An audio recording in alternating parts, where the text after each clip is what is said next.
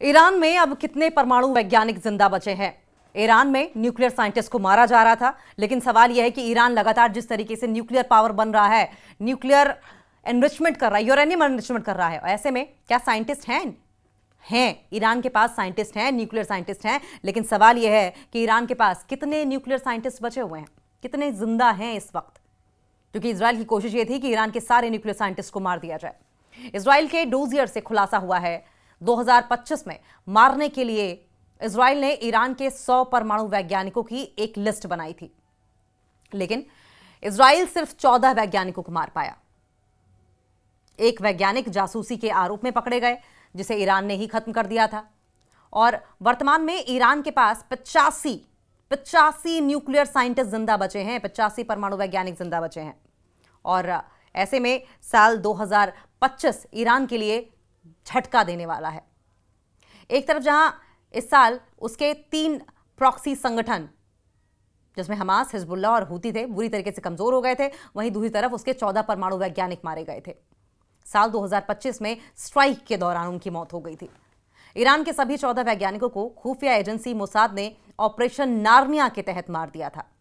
हालांकि अभी भी ईरान के पास 85 से ज्यादा परमाणु वैज्ञानिक जीवित बचे हुए हैं। तो इजराइल ये ना समझे कि कुछ परमाणु वैज्ञानिकों को मारकर, कुछ न्यूक्लियर साइंटिस्ट को मौत के घाट उतारकर वो ईरान का कुछ बिगाड़ लेगा, ईरान के न्यूक्लियर प्रोग्राम को कमतर कर देगा, कमजोर कर देगा या बंद करवा देगा, जो अमेरिका और इजराइल के लिए टेंशन बढ़ाने वाला हो सकता है। यह खुलासा इजराइल के ही डोजियर से हुआ है।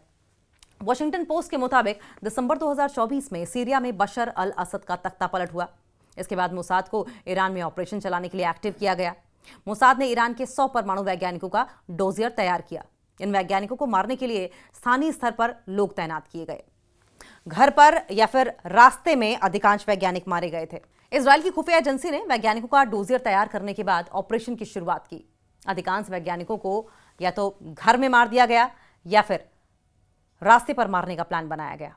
हर वैज्ञानिक को मारने के लिए अलग अलग लोग हायर किए गए, यानी कि वैज्ञानिकों को पहले चूज किया गया, स्पॉट किया गया, टारगेट किया गया, फिर मारा गया। अधिकांश लोग ईरान के ही रहने वाले थे। मोसाद ने ईरान के परमाणु वैज्ञानिकों को मारने के लिए स्नाइपर गन्स, ड्रोन्स और बॉम्ब्स का इस्तेमाल किया था। पहले उन वैज्ञानिकों को मारने की कोशिश की गई जो लिस्ट में टॉप पर थे। हालांकि ऑपरेशन शुरू होने के बाद ईरान ने कुछ बड़े वैज्ञानिकों को अंडरग्राउंड कर दिया। कुछ को तुरंत सेना मुख्यालय के पास गुप्त जगहों पर शिफ्ट किया गया। वैज्ञानिकों के बारे में कैसे जानकारी जुटाई गई? सवाल यह भी। 1 अगस्त 2025 में ईरान ने परमाणु वैज्ञानिक रुजबेह वादी को फांसी पर लटका दिया था। ईरान का कहना था कि वादी ने खुफिया जानकारी इजराइल को लीक कर दी है। कहा जा रहा है कि मोसाद ने वादी के जरिए ईरान के परमाणु वैज्ञानिकों का डोजियर तैयार किया था। नंबर 2, परमाणु वैज्ञानिकों के बारे में जानकारी जुटाने के लिए मोसाद के अंडरकवर एजेंट करीब 10 साल से तेहरान में सक्रिय थे। 10 साल से एक्टिव थे तेहरान में। ज्यादातर अंडरकवर एजेंट्स ट्रक ड्राइवर बनकर तेहरान में एक्टिव थे। नंबर 3, स्वीडन और दूसरे छोटे देशों के टूरिस्टों के सहारे से इजराइल ने ईरान के बारे में जानकारी इकट्ठा की और इसी बेसिस पर, इसी आधार पर ऑपरेशन नार्निया का प्लान तैयार किया गया। इजराइल ने इसके लिए अमेरिकी खुफिया एजेंसी CIA की भी मदद ली।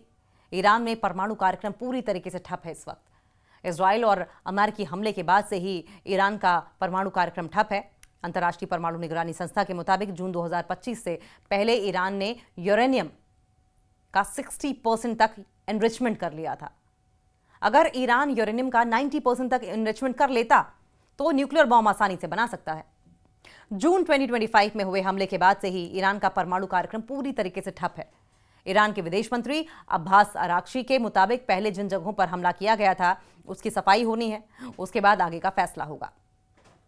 और इसीलिए बार बार ये कहा जा रहा है कि ईरान ये ना समझे, इजराइल ये ना समझे कि ईरान किसी भी तरीके से कमजोर पड़ गया है। ईरान को कमजोर समझने की गलती बिल्कुल भी इजराइल ना करे, क्योंकि 85 न्यूक्लियर साइंटिस्ट अब भी मौजूद हैं।